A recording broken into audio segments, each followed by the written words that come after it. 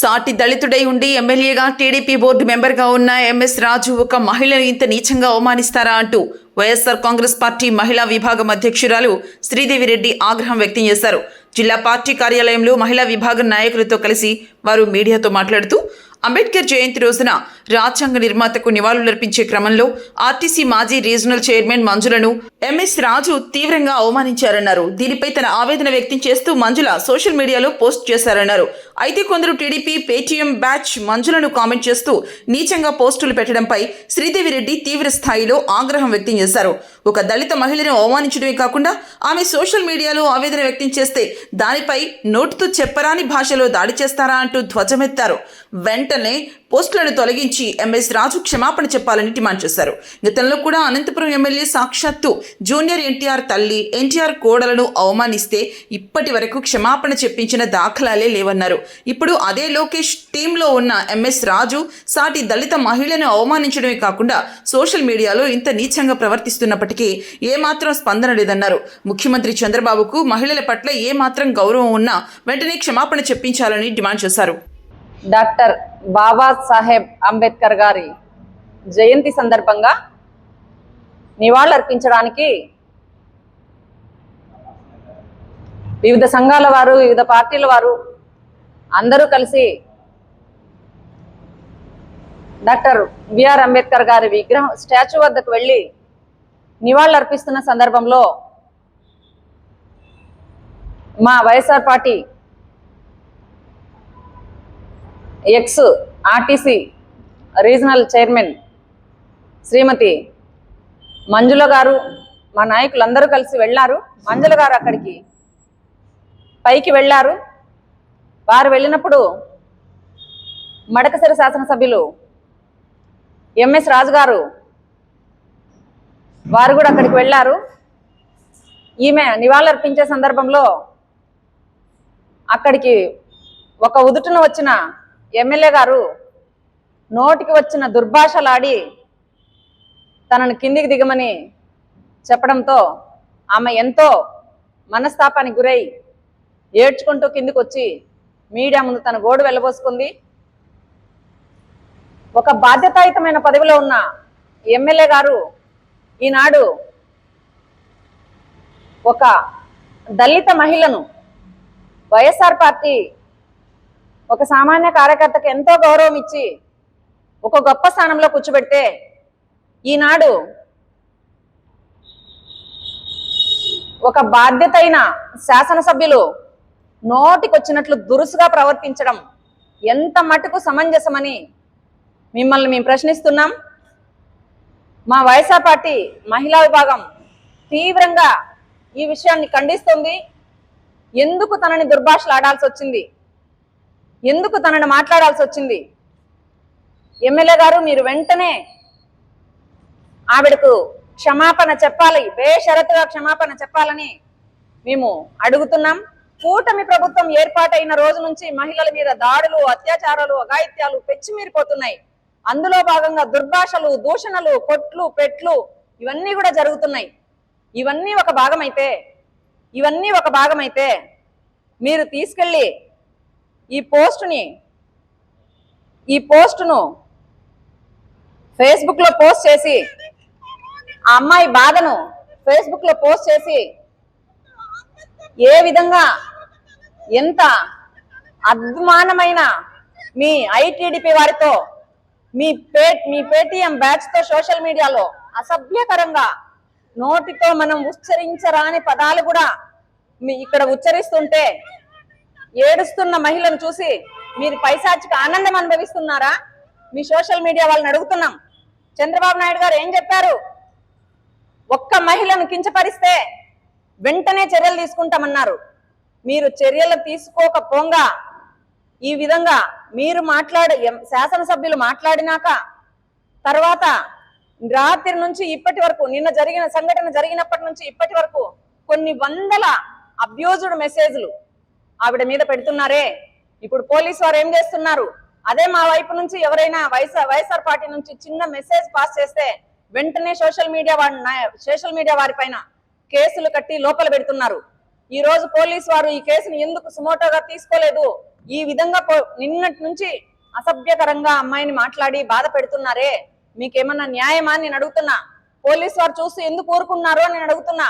అదే విధంగా ఏం మీకు షరా మామూలు అయిపోయింది. ఎవరైతే లోకేష్ బాబు గారికి దగ్గరగా ఉన్నారో, ఎవరైతే సన్నిహితులుగా ఉన్నారో మీ శాసనసభ్యులు, ఎంఎస్ రాజు గారు ఒక శాసనసభ్యులే కాదు, టిటిడి బోర్డు మెంబర్ కూడా, మీరు ఇలా మాట్లాడకూడదు అని మరీ మీకు తెలియజేస్తున్నాం. మీరు వెంటనే క్షమాపణ చెప్పాలి మంజులకని కూడా తెలియజేస్తున్నాం. అంతెందుకు, మొన్నటికి మొన్న అనంతపురం నగరంలో అనంతపురం శాసనసభ్యులు స్వయాన ఎన్టీ రామారావు, పెద్ద ఎన్టీ రామారావు గారి కోడలు, హరికృష్ణ గారి భార్య, జూనియర్ ఎన్టీఆర్ గారి తల్లినే నోటికొచ్చిన పదజాలంతో మాట్లాడితే ఒక్క క్షమాపణ లేదు. ఈనాడు ఎందుకు చెప్పిస్తారు మీరు చెప్పు? దళిత మహిళని చులకన మీకు? ఎందుకు అమ్మాయిని అలా మాట్లాడారు? మీరు చిన్న సమస్యను అక్కడే సమస్య పోయేట్టుగా మాట్లాడాల్సిన ఒక బాధ్యతాయుతమైన శాసనసభ్యులు దాన్ని ఇంత పెద్దగా చేసి సోషల్ మీడియాలో ఇంత రాద్ధాంతం చేసి అమ్మాయిని నోటికి వచ్చినట్లు మాట్లాడిస్తున్నారే, అదేమన్నా పద్ధతిగా ఉందని మిమ్మల్ని మరీ అడుగుతున్నా. వెంటనే మీరు క్షమాపణ చెప్పాలి. ఈ సోషల్ మీడియా పేటిఎం కుక్కలు ఎవరైతే మాట్లాడుతున్నారో వాళ్ళందరి మీద కూడా సుమోటోగా పోలీసులు కేసు నమోదు చేయాలని కూడా తెలియజేస్తున్నాం. బేషరతుగా క్షమాపణ చెప్పాలి ఎంఎస్ రాజు గారిని కూడా డిమాండ్ చేస్తున్నాం. అంబేద్కర్ విగ్రహంకి నివాళులు అర్పించడానికి వైఎస్ఆర్ కాంగ్రెస్ పార్టీ, వివిధ సంఘాలు, అనేక పార్టీ నాయకులు అక్కడ రావడం జరిగింది. మేము అక్కడ వెళ్లే సమయంలోనే ఎంఎస్ రాజు గారు దురుసుగా అక్కడ రావడం జరిగింది. వచ్చింది కాక అక్కడ మేమున్న పరిసర ప్రాంతంలోనే అక్కడ మంజుల అక్క గారు, ఆర్టీసీ చైర్మన్, ఆమె కూడా ఉన్నారు.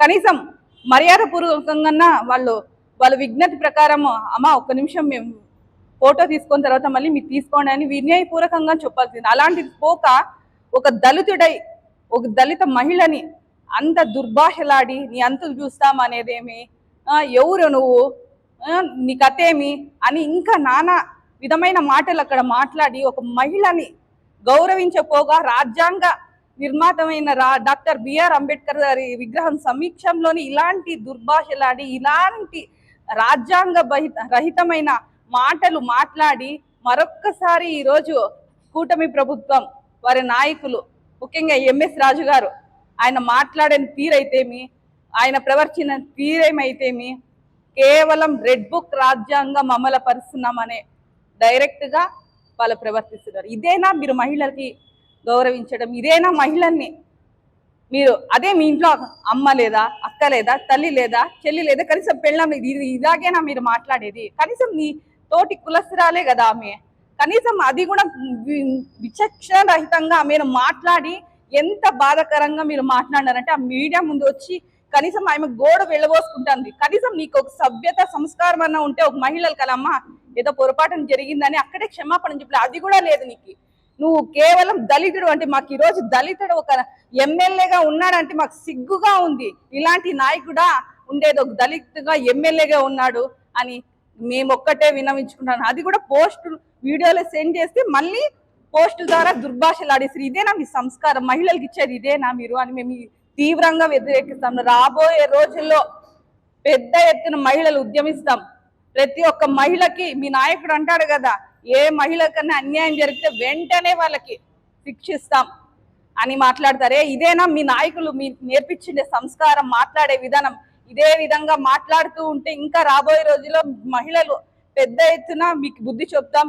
వెంటనే ఎంఎస్ రాజు గారు నివాళులు అర్పించడానికి మా మాజీ రీజనల్ ఆర్టీసీ చైర్మన్ గారైన మంజుల గారు రావడం జరిగింది.